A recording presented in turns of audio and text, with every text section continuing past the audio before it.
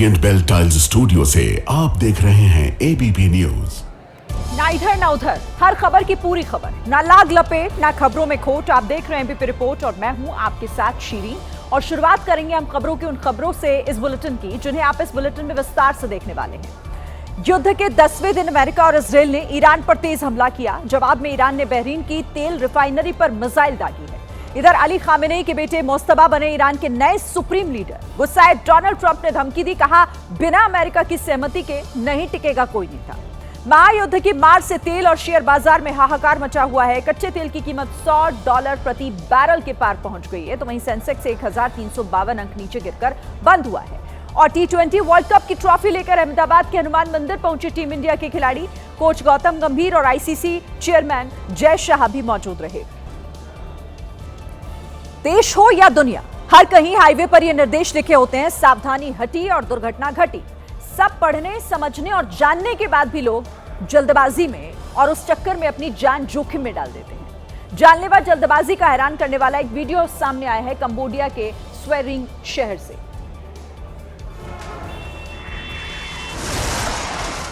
जहां एक मोटरसाइकिल सवार जल्दबाजी के चक्कर में एक बड़े से ट्रक की चपेट में आ गया। मोटरसाइकिल सवार ने इधर उधर नहीं देखा और सीधे ट्रकों के हाईवे पर बाइक दौड़ा दी। बाइकर जैसे ही ट्रक के पीछे से आगे बढ़ा, बगल से आ रहे दूसरे ट्रक ने उसे टक्कर मार दी।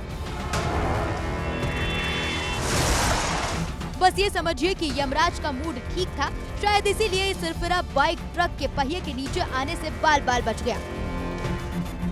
ट्रक के गुजरते ही ये बाइक सवार उठ खड़ा हुआ, हालांकि उसकी बाइक ट्रक के नीचे आकर चकनाचूर हो गई।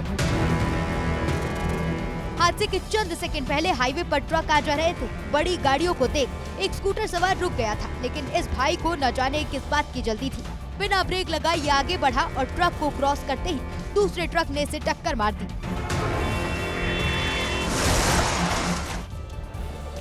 तेलंगाना के नलगोंडा में हुए दर्दनाक हादसे का एक सीसीटीवी फुटेज सामने आया, जिसमें टक्कर के बाद एक कार पलटते हुए दिखाई। इस हादसे में 4 लोग गंभीर रूप से घायल हो गए हैं।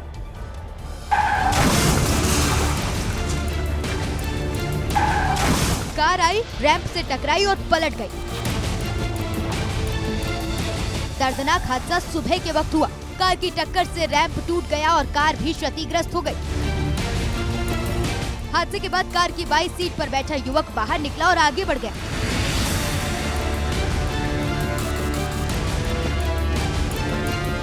लेकिन हादसा क्यों हुआ, इसकी वजह भी समझ लीजिए।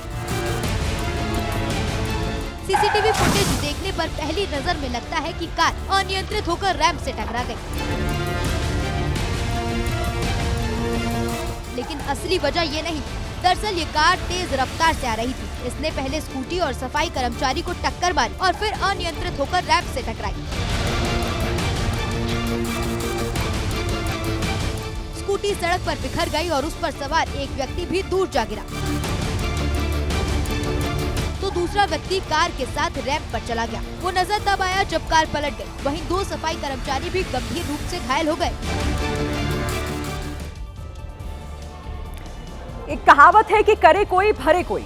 आंध्र प्रदेश के श्रीकाकुलम में सड़क पर इसका जीता जागता उदाहरण देखने को मिला, जहां एक कार ड्राइवर ने ऑटो को गलत तरीके से ओवरटेक करने की कोशिश की। उसकी इस लापरवाही ने कई लोगों की जान खतरे में डाल दी। तेज रफ्तार कार ने पीछे से टक्कर मारी और ऑटो रिक्शा पलट गया। कार ने पहले ऑटो को टक्कर मारी, फिर डिवाइडर में टकराकर 360 डिग्री घूम गई। हादसा इतना जोरदार था कि ऑटो में सवार लोग हाईवे पर तिनके की तरह बिखर गए। संयोग ठीक था कि बगल से गुजर रही कार और बाइक उनके ऊपर नहीं चढ़ी, वरना हादसा और दर्दनाक हो सकता था।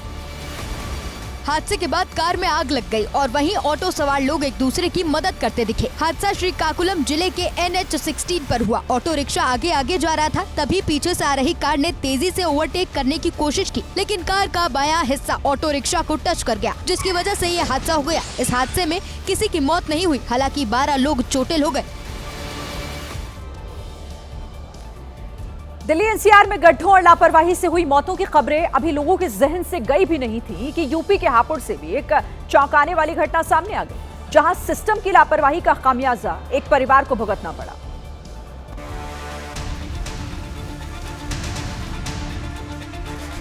हापुड़ के पिलखुआ में नगर पालिका की लापरवाही के चलते एक परिवार अपनी बाइक सहित खुले नाले में गिर गया। बाइक पर 2 मासूम बच्चे भी सवार थे, लेकिन गनीमत रही कि आसपास मौजूद लोगों ने तुरंत मदद की और तीनों को सुरक्षित बाहर निकाल दिया। पूरी घटना पास लगे सीसीटीवी कैमरे में कैद हो गई। बताया जा रहा है कि नाला काफी गहरा है। बाइक सवार युवक और दोनों बच्चे ज्यादा गहराई में अगर जाते, उससे पहले लोगों ने तेजी दिखाते हुए सभी को बाहर खींच लिया। स्थानीय लोगों का कहना है कि इस खुले नाले की शिकायत नगर पालिका अधिकारियों से कई बार की जा चुकी थी, लेकिन अब तक कोई स्थायी समाधान नहीं किया गया।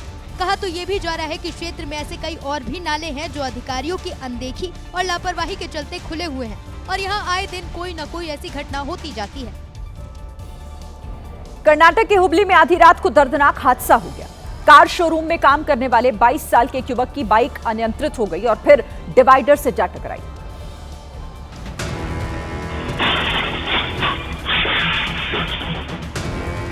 बाइक की रफ्तार काफी तेज थी, इसीलिए टक्कर के बाद बाइक कई बार पलटी खाई।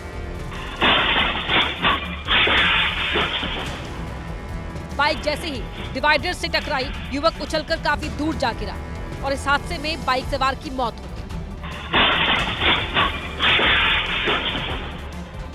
हादसा उस वक्त हुआ जब बाइक सवार नागराज सिंह ड्यूटी से घर लौट रहा था। उसकी बाइक अनियंत्रित होकर डिवाइडर की ओर चली गई और उस जगह पर जाकर टकरा गई जहां से लोग सड़क पार करते हैं।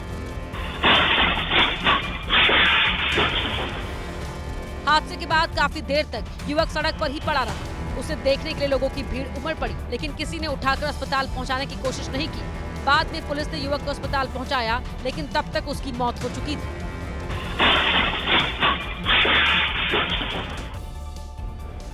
उत्तराखंड के देहरादून हरिद्वार हाईवे पर भीषण हादसा हो गया। ऋषिकेश से हरिद्वार की ओर जा रहे कई वाहन आपस में टकरा गए और कई गाड़ियों में आग भी लग गई। हादसे में एक महिला की मौत हो गई है। ये हादसा तब हुआ जब अचानक ट्रैक्टर ट्रॉली में ब्रेक लगने से पीछे चल रहे वाहन नियंत्रण खो बैठे और एक के बाद एक कई वाहन आपस में टकरा गए। टक्कर के बाद सीएनजी फिटेड कार में आग लग गई और कुछ ही देर में इस आग ने कई गाड़ियों को भी अपनी चपेट में ले लिया, जिसके बाद वहां अफरा तफरी मच गई। कुछ देर बाद दमकल कर्मी मौके पर पहुंचे और आग बुझाने के काम में जुट गए। काफी कोशिश के बाद आग पर काबू पाया गया, लेकिन तब तक कई गाड़ियां पूरी तरह जल गई। देखिए, मार्च का महीना अभी शुरू ही हुआ है और घरों में एसी चलने शुरू हो गए हैं। दिल्ली एनसीआर की तपती गर्मी मई जून का एहसास अभी से दिला रही है। मौसम विभाग के मुताबिक मार्च के पहले हफ्ते में गर्मी ने 50 सालों का रिकॉर्ड तोड़ दिया है। दिल्ली एनसीआर में मार्च के पहले हफ्ते में तापमान 36 डिग्री सेल्सियस के करीब पहुंच चुका है, जो बीते 50 सालों में सबसे ज्यादा है। इससे पहले मार्च के पहले हफ्ते में सबसे अधिक तापमान 5 मार्च 1999 को 34.8 डिग्री सेल्सियस रिकॉर्ड किया गया था। मौसम विभाग का कहना है कि दिन का अधिकतम तापमान सामान्य से 5 से 8 डिग्री सेल्सियस अधिक है, जिस वजह से मार्च में मई जैसी गर्मी पड़ रही है। हालांकि मौसम विभाग का यह भी कहना है कि उत्तर भारत में वेस्टर्न डिस्टर्बेंस सक्रिय हो रहा है और इस वजह से जम्मू कश्मीर, हिमाचल और उत्तराखंड में बारिश हो सकती है, जिसके बाद मैदानी इलाकों का तापमान 2 से 3 डिग्री सेल्सियस तक कम होने की उम्मीद है। वहीं महाराष्ट्र और गुजरात के कई शहरों में तापमान 40 डिग्री सेल्सियस के करीब पहुंच चुका है। मिडिल ईस्ट में महायुद्ध के 10 दिन हो चुके हैं, लेकिन युद्ध थमने की जगह हर दिन बढ़ रहा है। गल्फ कंट्रीज में ईरान के हमले लगातार जारी हैं। ईरान खास तौर पर खाड़ी क्षेत्र के ऑयल और गैस सप्लाई सेंटर को निशाना बना रहा है। आज ईरान ने एक बार फिर बहरीन की बड़ी तेल और पेट्रोलियम साइट्स पर हमला किया। बहरीन पर हमलों के लिए ईरान की तरफ से मिसाइल और ड्रोन से अटैक किया गया है।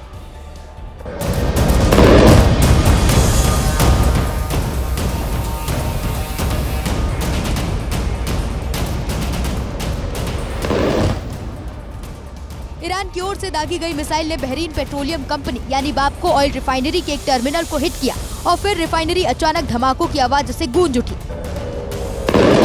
मिसाइल टकराते ही रिफाइनरी के हिस्से में भयंकर आग लग गई और आसमान में काले धुएं का गुब्बार उठने लगा, जिससे हर तरफ दहशत फैल गई।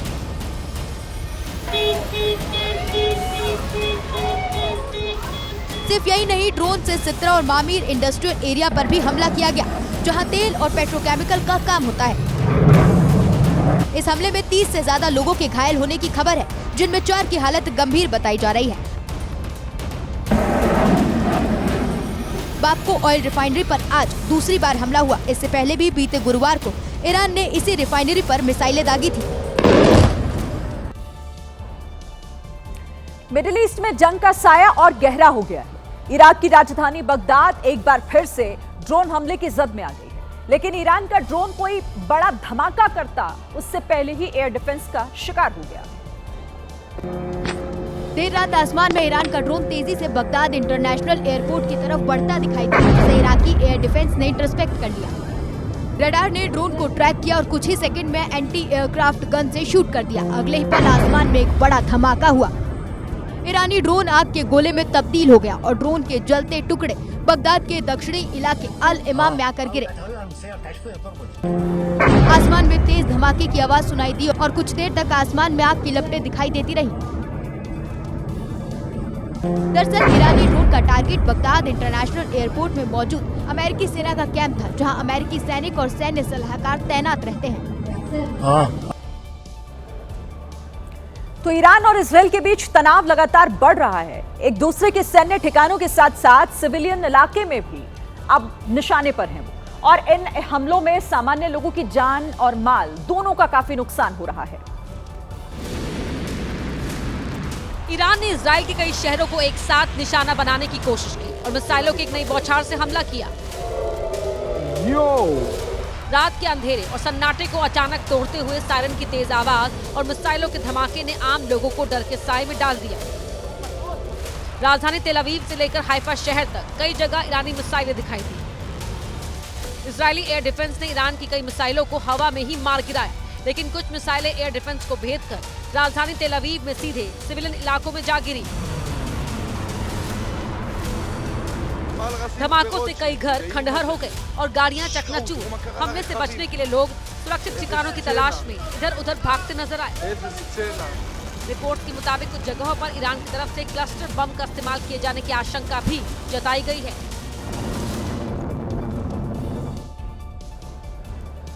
ईरान, अमेरिका और इजरायल के बीच महायुद्ध का आज 10वां दिन है और तेहरान अब सचमुच ज्वालामुखी बन चुका है। राजधानी की गलियों में आग ही आग नजर आ रही है। सड़कें, नालियां, सब कुछ जल रहा है, जिसने लोगों की रूह तक कपा दी। भयानक लपटों की ये तस्वीरें तेहरान की हकीकत है, जहां नालियों में कभी पानी बहता था, वहां अब आग की लपटें दौड़ रही हैं। ईरान के मुख्य तेल डिपो पर हमले के बाद तेहरान शहर में ड्रेनेज सिस्टम में तेल भर गया और आग नालियों से सड़कों तक फैल गई। दरअसल ईरान के लिए शनिवार की रात कयामत की रात रही। अमेरिका, इजराइल ने मिलकर ईरान पर सबसे भयानक हमला किया। दक्षिण तेहरान और उत्तर पश्चिमी इलाके में स्थित शहरान तेल डिपो पर इतनी मिसाइलें गिराई कि पूरा इलाका कांप गया।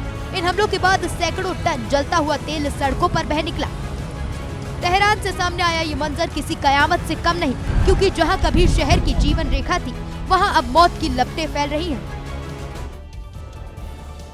जब जंग शुरू हुई थी तब ये माना जा रहा था कि अमेरिका ने इस जंग में कतर, यूएई, सऊदी अरब और बहरीन जैसे देशों को बेवजह घसीट दिया है और अब इन देशों को ईरान का इंतकाम भुगतना पड़ेगा। उस समय जो अटकलें लगाई गई थी वो अब सच साबित हो रही है।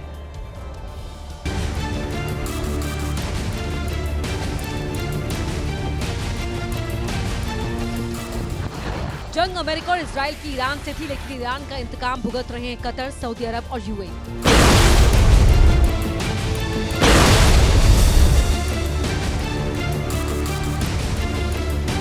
ईरान ने शाही ड्रोन भेजकर सऊदी अरब पर हमले किए, तो ईरानी ड्रोन को मार गिराने के लिए सऊदी अरब के एयर डिफेंस सिस्टम ने मिसाइलें दागी।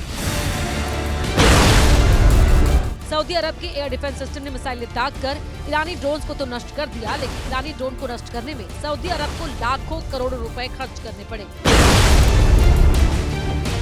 क्योंकि सऊदी अरब की एक मिसाइल की कीमत करीब $1 मिलियन से ज्यादा ही होगी, जबकि ईरान के शायद 136 ड्रोन को बनाने में करीब $20,000 ही खर्च आता है। तो सोचिए कि ईरान के साथ खामखा की जंग में सऊदी अरब को कितना आर्थिक नुकसान उठाना पड़ रहा है। देखिए, सऊदी अरब जिस तरह से ईरान के साथ युद्ध में उलझा है, वैसा ही हाल यूएई का भी है। यूएई के आसमान में भी ईरानी ड्रोन्स उड़ते नजर आ रहे हैं। खतरा पूरे यूएई में है। ईरानी ड्रोन संयुक्त अरब अमीरात को दहलाने की फिराक में है तो यूएई भी अलर्ट है। इधर से गोलियां चली और ईरान के शोहाद 136 ड्रोन का कबाड़ा निकल गया। अब दूसरा अटैक देखिए, गोलियां चली और दूसरा ड्रोन भी जमीन पर धड़ाम से गिरा। तीसरे ड्रोन को भी यूएई ने कबाड़ बना दिया।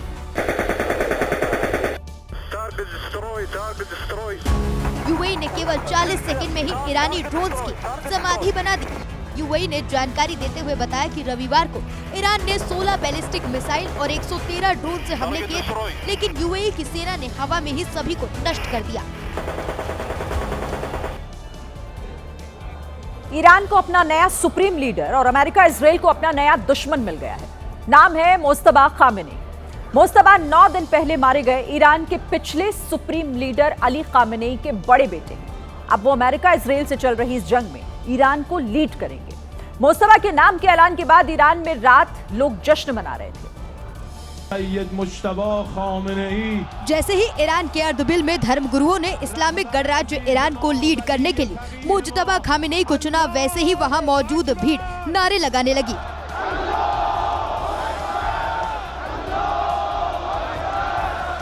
हाथ ऊपर उठाकर अल्लाहू अकबर कहने वाले लोग सड़कों पर भी देर रात तक जमे हुए थे। अल्लाहू अकबर। टीवी चैनलों पर नए सुप्रीम लीडर के नाम के ऐलान के बाद ईरान की जनता सड़कों पर जश्न मनाने निकली थी।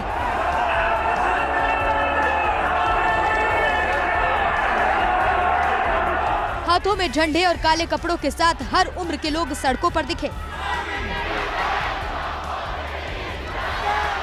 अली खामेनी की तस्वीरें लेकर लोगों ने रैली भी निकाली। खास बात ये थी कि उस रैली में महिलाएं गाड़ियां चलाती हुई ईरान के नए सुप्रीम लीडर को आगे बढ़ते रहने को कह रही थी।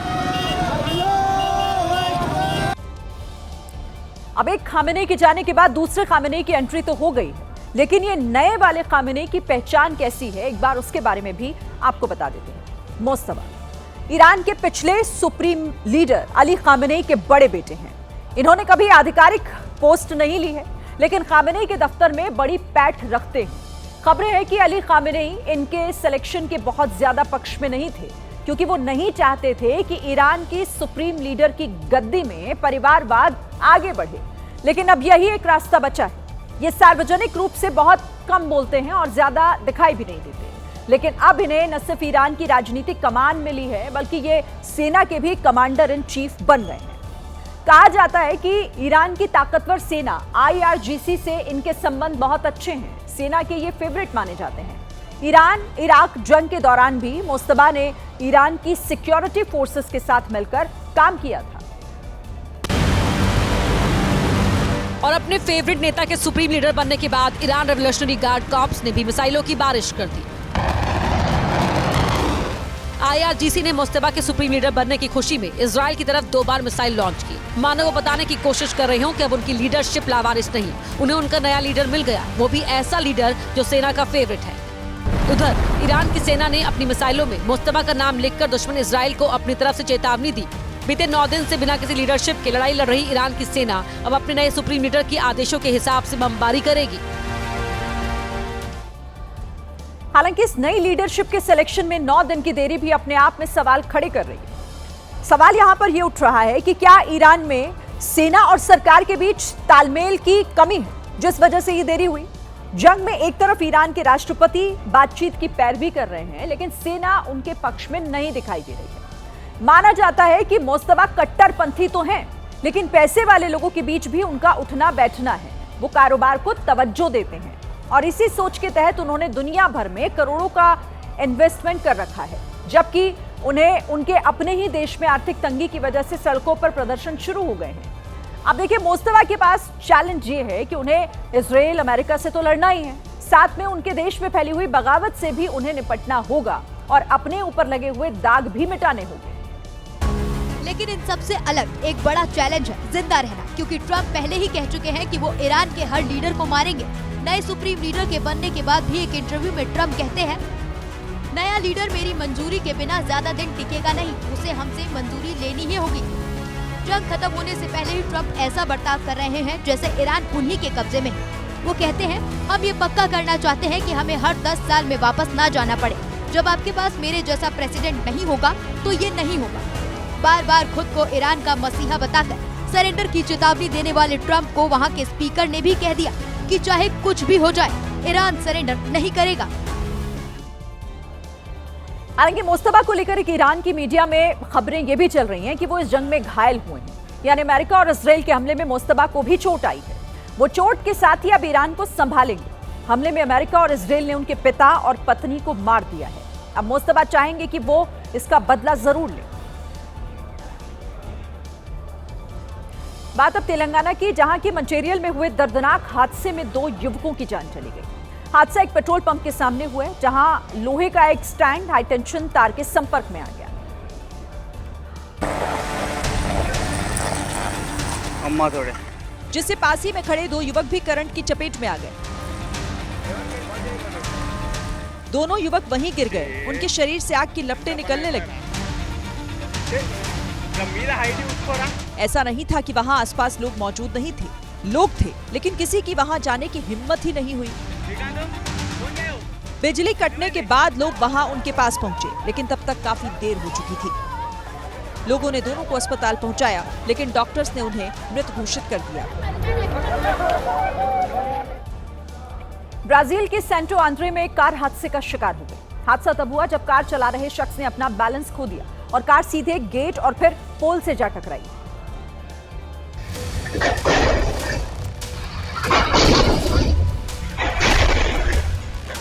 और टक्कर इतनी जबरदस्त थी कि कार 180 डिग्री घूमकर वहीं खड़ी हो गई।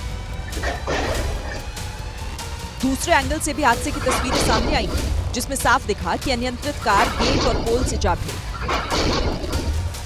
हादसे के बाद गेट और पोल को तो कोई नुकसान नहीं हुआ, लेकिन कार का अगला हिस्सा पूरी तरह क्षतिग्रस्त हो गया। बताया गया कि टक्कर के बाद कार में सवार लोग अंदर ही फंस गए, जिन्हें लोगों ने बाहर निकाला और अस्पताल पहुंचाया। मध्य प्रदेश के देवास में भारतीय क्रिकेट टीम की जीत के जश्न के दौरान बवाल हो गया, जिसमें 2 सुरक्षाकर्मी घायल हो गए। ये तब जब हुआ जब मैच खत्म होते ही बड़ी संख्या में क्रिकेट प्रेमी सयाजी द्वार के सामने इकट्ठा हो गए और वहाँ पटाखे जलाकर जश्न मनाते दिखाई दिए। कुछ लोग रंग गुलाल उड़ा रहे थे, जबकि कोई लोग डांस कर टीम इंडिया की जीत का जश्न मना रहे थे।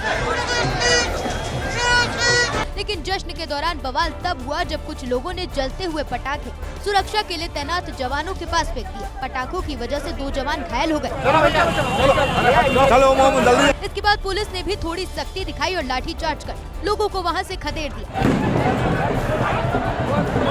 साथ ही पटाखों की वजह से घायल हुए जवानों को तुरंत अस्पताल पहुंचाया गया। हैदराबाद में नशे में धुत कार ड्राइवर ने न सिर्फ कई बाइक सवारों को टक्कर मार दी, बल्कि एक बाइक को काफी दूर तक घसीटते हुए ले गया। लोग गाड़ी रोकने के लिए कहते रहे, लेकिन वो किसी को सुनने को ही तैयार नहीं था। बाइक कार में फंस गई थी, चिंगारी निकल रही थी, लेकिन कार वाला रुकने का नाम नहीं ले रहा था। आगे आगे कार चल रही थी और पीछे पीछे कुछ बाइक सवार वीडियो बना रहे थे। करीब 1 मिनट तक ऐसे ही कार को हैदराबाद की सड़क पर घसीटता रहा। इसी बीच बाइक अपने आप कार से अलग हो गई। हादसा मैलार देवपल्ली इलाके में हुआ। कार ड्राइवर नशे में था। उसने पहले कई बाइक को टक्कर मारी, जिसमें 4 लोग घायल हो गए और एक बाइक कार में फंस गई, जिसे कार ड्राइवर करीब 2 किलोमीटर तक घसीट कर ले गया। उसने भागने की कोशिश की, लेकिन बाइक सवार लोगों ने पीछा कर उसे पकड़ लिया और पुलिस के हवाले कर दिया। इस हादसे में बाइक पूरी तरह से बर्बाद हो गई, तो वहीं कार को भी काफी नुकसान हुआ।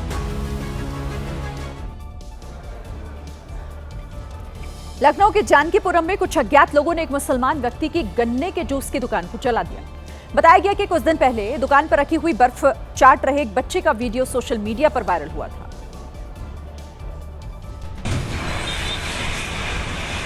झूठी बर्फ मिलाकर गन्ने का जूस पिलाए जाने से कुछ लोगों ने रात में दुकान को जला दिया।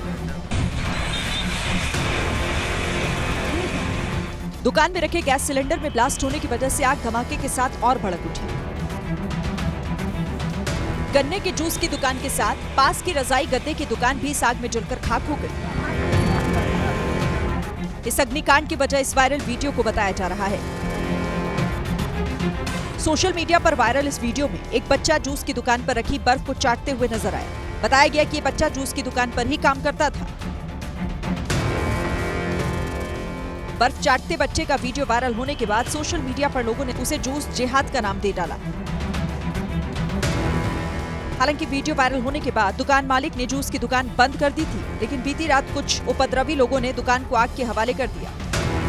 पुलिस अब सीसीटीवी कैमरे की मदद से आग लगाने वालों की तलाश में जुटी है। इंडोनेशिया के जावा में भीषण सड़क हादसा हो गया। वहां एक अनियंत्रित कार ने दूसरी कार को टक्कर मार दी। अच्छी बात यह रही कि इस हादसे में किसी की जान नहीं गई। अनियंत्रित कार ने सबसे पहले सड़क के किनारे खड़ी एक कार को टक्कर मारी। टक्कर लगते ही वो कार आगे खड़ी स्कूटी से टकरा गई, जिससे स्कूटी काफी दूर तक घसीटते हुए चली गई, जबकि सड़क किनारे मौजूद दुकान को भी काफी नुकसान पहुंचा। इससे पहले वहां सब कुछ सामान्य था, दोनों तरफ से गाड़ियां आ जा रही थी, लेकिन कुछ ही देर बाद यह हादसा हो गया। हादसे के वक्त कार की स्पीड काफी ज्यादा थी। गनीमत रही कि इस हादसे में किसी को गंभीर चोटें नहीं आई। झारखंड के रामगढ़ जिले से एक चौंकाने वाली तस्वीर सामने आई है, जहां एक प्रसिद्ध मंदिर के परिसर में एक श्रद्धालु के साथ सुरक्षा कर्मियों द्वारा मारपीट का मामला सामने आया। बताया जा रहा है कि एक श्रद्धालु अपने पूरे परिवार के साथ माता के दर्शन करने मंदिर पहुंचा था। इसी दौरान सुरक्षा में तैनात जवानों के साथ उसकी किसी बात को लेकर कहासुनी हो गई।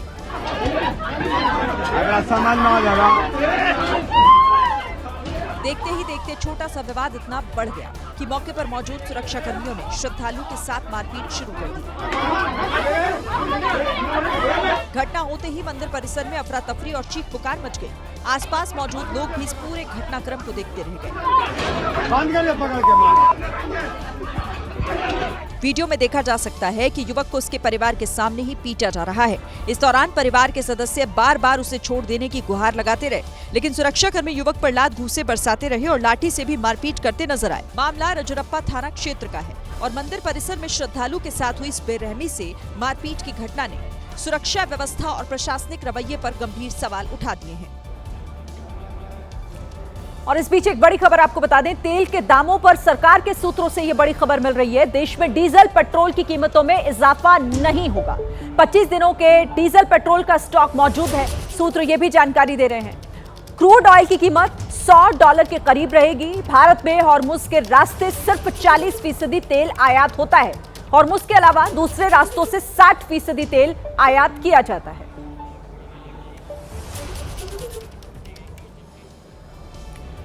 देखिए, मिडिल ईस्ट में भीषण युद्ध छिड़ा हुआ है और भारत में शांति है, तो भारत के लोग बड़ी राहत महसूस कर रहे हैं। लेकिन अब लगता है कि किसी भी वक्त भारत में भी बम फट सकता है।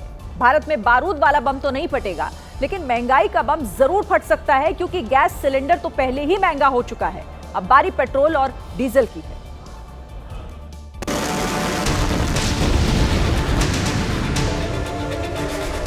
जिस बात का डर था, अब उसी अनहोनी की आशंका है। भारत में बम तो नहीं फटेगा, मिसाइल भी नहीं गिरेगी, लेकिन फट सकता है महंगाई का बम। ये हम इसलिए कह रहे हैं क्योंकि मिडिल ईस्ट में युद्ध के कारण कच्चे तेल की कीमतें रोज बढ़ रही हैं। सोमवार को कच्चे तेल की कीमत $100 प्रति बैरल को पार कर गई है। ब्रेंट क्रूड की कीमत $117.70 बैरल पहुंच गई। ब्रेंट क्रूड की कीमत में 26.98% का भारी भरकम इजाफा हुआ है। जाहिर सी बात है कि तेल आएगा नहीं, महंगे दामों पर तेल कंपनियों को मिलेगा, तो तेल कंपनियां भी घाटा नहीं सहेंगी और महंगे दामों पर ग्राहकों को तेल बेचेंगी। इसीलिए जो राहत अभी तक आम लोगों को मिली हुई थी, हो सकता है कि वो राहत बहुत जल्द सिरदर्द में बदल जाए। देखिए, भारत में पेट्रोल डीजल के दाम बढ़ने की पूरी संभावना इसलिए भी है क्योंकि 28 फरवरी से ही जिस मनहूस घड़ी में युद्ध शुरू हुआ था, उसी समय से कच्चे तेल के दाम आसमान छू रहे हैं। ग्राफिक्स के जरिए आपको समझाते हैं। देखिए, 27 फरवरी को जंग शुरू होने से एक दिन पहले कच्चे तेल की कीमत $68 प्रति बैरल पहुंच गई। जंग शुरू होने के एक हफ्ते बाद 6 मार्च को कच्चे तेल की कीमत $92 प्रति बैरल पहुंच गई। 9 मार्च की बात की जाए तो कच्चे तेल की कीमत $114 प्रति बैरल हो चुकी है, जो आम आदमी के लिहाज से, भारत के लिहाज से ठीक नहीं। हालांकि तेल की बढ़ती कीमतों को लेकर ट्रंप कह रहे हैं कि अमेरिका और दुनिया की सुरक्षा के आगे ये कीमतें कुछ भी नहीं है और इतना तो दुनिया को सहना ही पड़ेगा। मिडिल ईस्ट में जारी युद्ध ने आज भारतीय निवेशकों के करीब 13 लाख करोड़ रुपए डुबो दिए हैं। सुबह 9 बजे शेयर मार्केट खुलते ही धड़ाम से गिरा। सेंसेक्स और निफ्टी तो ताश के पत्तों की तरह बिखर गए।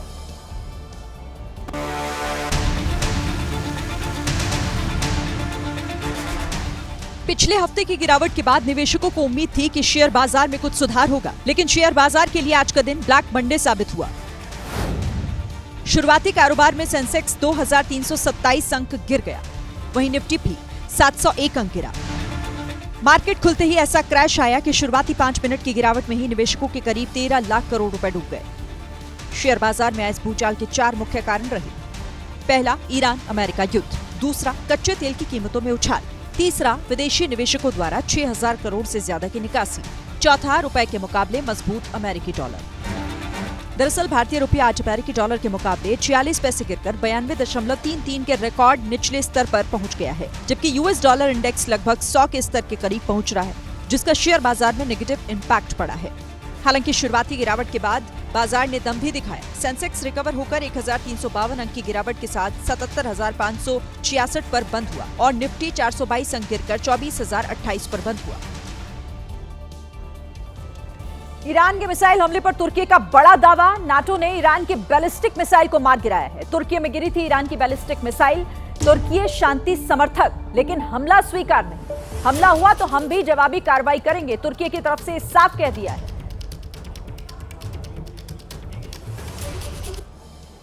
देखिए, जाहिर सी बात है कि जब जंग होती है तो नुकसान तो दोनों तरफ से होता है। वो अलग बात है कि ईरान अमेरिका के मुकाबले आर्थिक और सैन्य तौर पर कमजोर है, तो उसे नुकसान भी ज्यादा होगा। लेकिन ईरान भी इजरायल और अमेरिका को कम नुकसान नहीं पहुंचा रहा, क्योंकि इस युद्ध में ईरान के साथ हिजबुल्लाह खड़ा हुआ है। अमेरिका 5 वार कर रहा था तो ईरान भी कम से कम 1 बार मार रहा था। ये वीडियो लेबनान के आतंकी संगठन हिजबुल्लाह ने जारी किया है, जिसमें उसे 2 सैनिकों पर हमला करते दिखाया गया है। हिजबुल्लाह ने वीडियो जारी कर दावा किया कि ये दोनों इजरायली सैनिक थे, जिन पर भीषण हमला कर उसने उन्हें ढेर कर दिया। हिजबुल्लाह ने इजरायली सैनिकों पर हमले का वीडियो जारी कर सीधे नेतन्याहू को ललकारा है। हिजबुल्लाह ने चेतावनी दी कि अगर उन पर हमले बंद नहीं हुए तो वो लाशें बिछा देंगे। अब कोई नेतन्याहू को ललकारेगा तो नेतन्याहू चुप तो नहीं बैठेंगे। हिजबुल्लाह ने इजराइल के 2 सैनिकों को मारने का दावा किया तो नेतन्याहू ने भी अपने लड़ाकू विमानों को हिजबुल्लाह के खात्मे के लिए रवाना कर दिया। और फिर जो कुछ हुआ, जैसी जंग हुई, उसे देख पूरी दुनिया डर गई। हिजबुल्लाह ने इजराइल के 2 सैनिक मारे तो जवाब में इजरायली एयरफोर्स ने हिजबुल्लाह के मेन ठिकानों पर ही बम बरसा दिए। इजराइल के लड़ाकू विमान हिजबुल्लाह के ठिकानों तक पहुंचे और बम गिराकर हिजबुल्लाह के हथियार भंडार को ही उड़ा डाला। इजराइल डिफेंस फोर्स ने दावा किया कि उसने बेरूत के दाहिया में राडवान फोर्स के मुख्यालय पर हमला किया, जहां आम इजरायली नागरिकों के कत्लेआम की प्लानिंग होती थी। इजराइल ने ये तो नहीं बताया कि उसके हमले में कितने हिजबुल्लाह लड़ाके मारे गए, हिजबुल्लाह को कितना नुकसान हुआ, लेकिन इजराइल डिफेंस फोर्स की तरफ से ये जरूर चेतावनी दी गई कि अगर इजरायली नागरिकों को छेड़ा गया तो सीधे मौत मिलेगी, मौत से कम कुछ नहीं।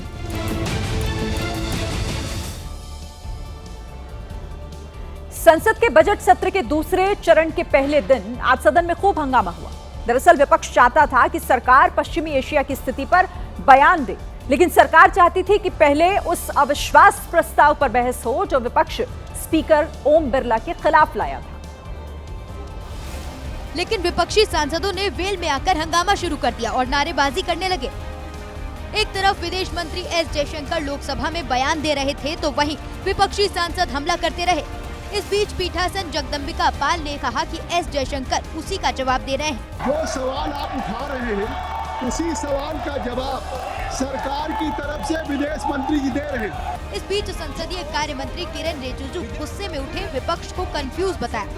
आप लोग सुनते नहीं है, आप लोग को सुनना नहीं है।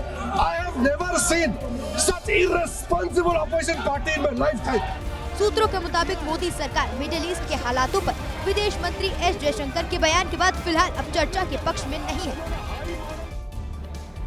विपक्ष चाहता है कि केंद्र सरकार संसद में न केवल मिडिल ईस्ट के हालात पर चर्चा कराए, बल्कि महंगाई, तेल और गैस के दामों में हो रही बेतहाशा बढ़ोतरी पर भी अपना पक्ष रखे। इससे पहले विपक्ष के सांसदों ने संसद भवन परिसर में सरकार के खिलाफ मोर्चा खोल दिया। विपक्ष ने आरोप लगाया कि केंद्र सरकार अमेरिकी राष्ट्रपति ट्रंप के सामने सरेंडर कर चुकी है। अखिलेश यादव ने कहा कि केंद्र सरकार ट्रंप के ऑर्डर फॉलो कर रही है। हम अमेरिका का ऑर्डर मान रहे हैं, तो हमारी आत्मनिर्भरता और हमारे देश को कोई डिक्टेट कर रहा है कि आपको तेल कितने दिन खरीदना है, कितना ले पाएंगे आप, तो ये कहीं ना कहीं बहस होनी चाहिए। इधर सरकार कह रही है कि विपक्ष संसद में हंगामा करके जनता के अधिकारों को छीन रही है। तुम्हें जवाब नहीं चाहिए, केवल हंगामा चाहिए। और ये अबोध बालक जब से नेतृत्व संभाले हैं, सदन को ग्रैब करने का। विपक्ष के प्रदर्शन में कांग्रेस अध्यक्ष मल्लिकार्जुन खड़गे, राहुल गांधी, प्रियंका गांधी समेत कई नेता मौजूद थे।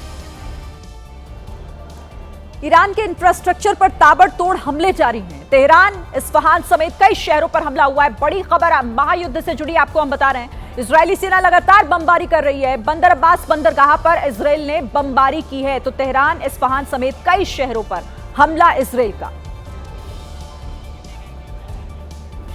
ब्रिटेन के ग्लासगो शहर में एक बड़ा हादसा हो गया। ग्लासगो सिटी सेंटर में उस वक्त अफरा तफरी मच गई जब ऐतिहासिक यूनियन कॉर्नर बिल्डिंग में भीषण आग लग गई।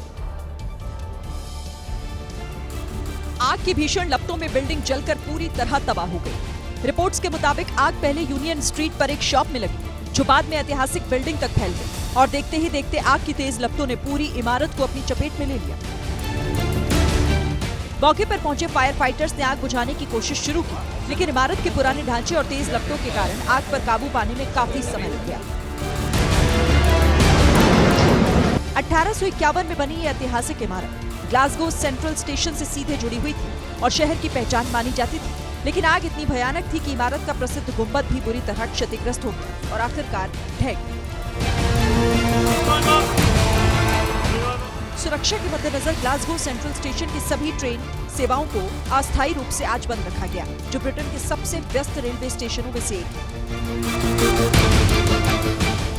राहत की बात यह है कि इस हादसे में किसी के हताहत होने की खबर नहीं है, लेकिन शहर की एक ऐतिहासिक पहचान अब आग की भेंट चढ़ चुकी है। तो इसी के साथ ये थी आज की एबीपी रिपोर्ट। कल भी जारी रहेगी खबरों की खोज। नमस्कार।